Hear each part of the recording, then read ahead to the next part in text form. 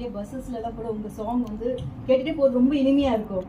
இப்போ அந்த மாதிரி ஒரு இனிமையான சாங், அதாவது இந்த லிரிக்ஸ் எல்லாம் நம்மளுக்கு மனசில் பதிகிற மாதிரி நிறைய இனிமையான சாங் உங்கள் அதாவது 90s நம்ம நிறைய கேட்டிருப்போம். பட் இப்போ இருக்கிற ஜென்ரேஷனில் அப்கமிங் மியூசிஷியன்ஸ் அப்புறம் நிறைய கானா சாங் பாடுறாங்க, அவங்களுக்கு ஏதாவது அட்வைஸ் அங்கே ஏதாவது சொல்ல விரும்புறீங்களா?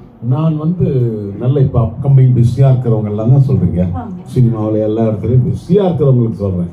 பிஸியாக இருக்கிறவங்க அப்புறம் நல்லா சம்பாதிக்கிறவங்க வரவங்களுக்கு, அதுதான் புதுசாக வரவங்களுக்கு நான் என்ன சொல்ல விரும்பணும், மியூசிக்கை பற்றி நான் சொல்ல தேவையில்லை. அவங்களுக்கு எல்லாம் தெரிஞ்சுக்கிட்டு தான் இங்கே வராங்க. இங்கே ஸ்டாண்டர்டாக நிற்கிறாங்கன்னா அவங்க ஃபுல் எல்லாமே பர்ஃபெக்டாக இருக்காங்கன்னு தான் அர்த்தம். நான் ஒரே ஒரு அட்வைஸ் பண்ணலாம், அது உரிமை எனக்கு இருக்குது. Only because of my age, my service.